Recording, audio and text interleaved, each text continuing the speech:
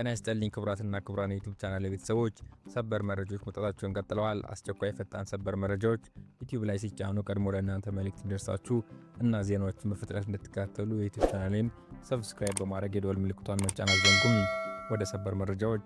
6 ህገወጥ ኢትዮጵያውያንን በመኪና ያሳጓጉዝ የነበረ ሱዳናዊ 42 ሚሊዮን የኢትዮጵያ ብርና የ15 ዓመት እስራት ሊቀጣ ነው። በጃዛን ክልል 6 ኢትዮጵያውያን በህገወጥ መንገድ ሲያጓጉዝ የነበረው ሱዳናዊ በቁጥጥር ስር ዋለ። በሳውዲ አረቢያ የጃዛን ክልል የመጅሊስ ጠቅላይ መምሪያ የጥበቃ አባላት የሀገሪቱን የድንበር ደህንነት ህግ በመጣስ በህገወጥ መንገድ የገቡ 6 ኢትዮጵያውያን በሲቪል መኪና ሲያጓጉዝ የነበረ አንድ የሱዳን ዜጋ በቁጥጥር ስር መዋላቸው አስታውቋል። የተያዙ አጓጓዥ ጉዳዩ በህግ እንዲታይ ለአቃቢ ህግ የተላከ ሲሆን ህገወጥ የድንበር ጥሰት የፈጸሙት ኢትዮጵያውያንም አስፈላጊው ህግ ሂደት ከተፈጸመባቸው በኋላ ለሚመለከተው አካል ተልከዋል። የመጅሊስ ጠቅላይ መምሪያ ቃል አቀባይ እንዳስገነዘቡት የድንበር ደህንነት ህግ ጥሰቶች ወደ ሳውዲ አረቢያ እንዲገቡ ማመቻቸት፣ መጓጓዝ፣ መጠለያ መስጠት ወይም ማንኛውንም አይነት የትብብር ድጋፍ ማድረግ በህግ ያስጠይቃል። በዚህ የወንጀል ድርጊት ላይ የተሰማሩ አባላት ላይ የሚከተለው ከባድ ቅጣቶች ይጣላሉ። እስከ 1 ሚሊዮን የሳውዲ ሪያል በወቅቱ የምንዛሬ ተመን 42 ሚሊዮን የኢትዮጵያ ብር የሚደርስ የገንዘብ መቀጫ፣ እስከ 15 ዓመት የሚደርስ ጽኑ እስራት፣ በህገወጥ ዝውውር ወቅት ጥቅም ላይ የዋለው የትራንስፖርት ተሽከርካሪ ሙሉ በሙሉ ይወረሳል።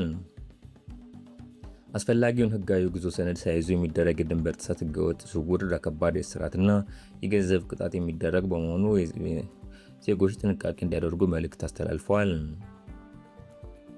መንግስት መቀሌ ከተማ አቅራቢያ ዛሬ የድሮን ጥቃት ፈጽሞብናል ሲል ህወሓት ከሰሰም። የኢትዮጵያ ፌዴራል መንግስት መቀሌ ከተማ አቅራቢያ ዛሬ የድሮን ጥቃት ፈጽሞብናል ሲል ህወሓት መራሹ የትግራይ ክልል ባለስልጣናት ገልጸዋል። የባለስልጣኑ ክስ የተሰማው በሁለቱ ኃያላት መካከል ከዛሬ ነገ ጦርነት ሊቀሰቀስ ይችላል የሚለው ውጥረት እያየለ በመጣበት ወቅት ነው።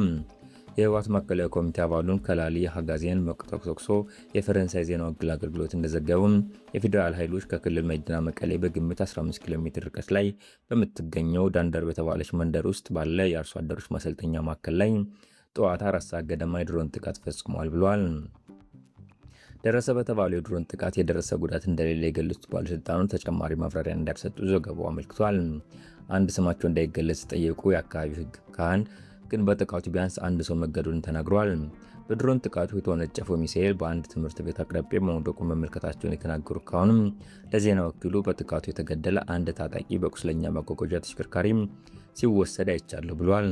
በህወሓትና በፌዴራል መንግስቱ መካከል ዳግም ጦርነት ቀስቃሽ ውጥረት ከተከሰተ ወዲህ የድሮን ጥቃት ሲፈጸም በአንድ ሳምንት ጊዜ ውስጥ ይህ ሁለተኛው ነው። ግብጽና ኢትዮጵያ ለማደራደር የአሜሪካው ፕሬዝዳንት የአረብና የአፍሪካ ጉዳዮች ከፍተኛ አማካሪ የሆኑት ማሳድ ቡሎስ ከሰሞኑ ግብጽን በጎበኙበት ወቅት ዶናልድ ትራምፕ በናይል ተፋሰስ ሀገራት መካከል የህወሓት አጠቃቀምን በተመለከተ ስምምነት ላይ ለመድረስ እና በታላቁ የኢትዮጵያ ህዳሴ ግድብ ዙሪያ ያለውን አለመግባባት ለመፍታት ካይሮና አዲስ አበባን እንደገና ለማደራደር ያላቸውን ዝግጁነት መግለጻቸውን አጽንኦት ሰጥተው ተናግረዋል። በአሜሪካ የሚኖሩ ከ5000 በላይ ኢትዮጵያውያን ሀገሪቱን ለቀው እንዲወጡ ታዘዙ። በአሜሪካ የፌዴራል ፍርድ ቤት ዶናልድ ትራምፕን አስተዳደር ከ5000 በላይ ለሚሆኑ ኢትዮጵያውያን ተሰጥቶ የነበረውን ጊዜያዊ ህጋዊ መኖሪያና የስራ ፈቃድ ጥበቃ ቲፒኤስ ቴምፖራሪ ፕሮቴክቲቭ ስታተስ እንዲያበቃ ውሳኔ አስተላልፏል። የፌዴራል ዳኛ ብራያን ሙርፊ ማክሰኞ ዕለት ባስተላለፉት ውሳኔ የሀገር ውስጥ ደህንነት መስሪያ ቤት ዲኤችኤስ በኢትዮጵያ ላይ የነበረውን የቲፒኤስ ጥበቃ ለማቋረጥ ያቀደውን እርምጃ እንዳይፈጽሙ ታግዶ የቆየውን የህግ እገዳ በማንሳት የትራምፕን አስተዳደር እርምጃውን እንዲቀድር ፈቅደዋል። ከውሳኔው ጀርባ የተካሄዱ ዋና ነጥቦች ጊዜያዊ ህጋዊ መኖሪያ ጥበቃ ቲፒኤስ በኢትዮጵያ በነበረው የፖለቲካና የጸጥታ ችግር ምክንያት በጆ ባይደን አስተዳደር ወቅት በ2022 ተሰጥቶ የነበረ ነው። የፌዴራል ዳኛ ይህንን እገዳ ያነሱት የአሜሪካ ከፍተኛ ፍርድ ቤት ሱፕሪም ኮርት ባለፈው ሰኔ ወር የትራምፕን አስተዳደር የቲፒኤስ ጥበቃዎችን የማቋረጥ ስልጣን እንዳለው የሰጠውን ውሳኔ ተከትሎ ነው። ምንም እንኳን ህጋዊ መኖሪያና የስራ ፈቃድ የመሰረዝ ሂደት በሚቀጥል ቢሆንም የውሳኔው ህገ መንግስታዊነት አስመልክቶ የተመሰረተው ክስ በፍርድ ቤቱ ውይይት እንደሚደረግበት ተገልጿል። ውሳኔውን ተከትሎ በአሜሪካ የሚኖሩ በሺዎች የሚቆጠሩ ኢትዮጵያውያን ቤተሰቦቻቸው አዲስ የህግና የመኖሪያ ስጋት ውስጥ ወድቀዋል። ፕሬዚዳንት ትራምፕ ኦማንን በቦምብ ሊያጠቁ እንደሚችሉ አስጠነቀቁም። የአሜሪካው ፕሬዝዳንት ዶናልድ ትራምፕ ኦማን በአሜሪካና ኢራን ድርድር ጣልቃ ከገባች ወታደራዊ እርምጃ እንወስዳለን ሲሉ አስጠንቅቀዋል። ትራምፕ ይህንን ያሉት የኢራን ባለስልጣናት በሆርሙዝ ሰርጥ መከፈት ዙሪያ ከኦማን ጋር ውይይት መደረጉን በተናገሩበት ወቅት ነው። ከኢራን አብዮታዊ የዘብ ኃይሎች ጋር ንግግር መጀመሩን ተናግረዋል። የጋዛ ጦርነት እንዲቆም የተፈጸመው ተኩስ አቁም ስምምነት ተግባራዊ እንዲሆን ጠይቀዋል። ሐማስ ትጥቅ ለመፍታት መስማማቱን የጠቆሙት ትራምፕ እስራኤል ወታደራዊ እርምጃዎችን ከመውሰድ እንድትቆጠብ አሳስበዋል። ለቃችሁ ውጡ፣ ካልሆነ ግን ዲፖርት እናደርጋችኋለን። የአሜሪካ ሆምላንድ ሴኩሪቲ DHS ለኢትዮጵያውያን የተሰጠውን ጊዜያዊ ሕግ ጥበቃ ክልላት TPS መቋረጥ ከአሁን ጀምሮ ተግባራዊ መሆኑን አስታውቋል።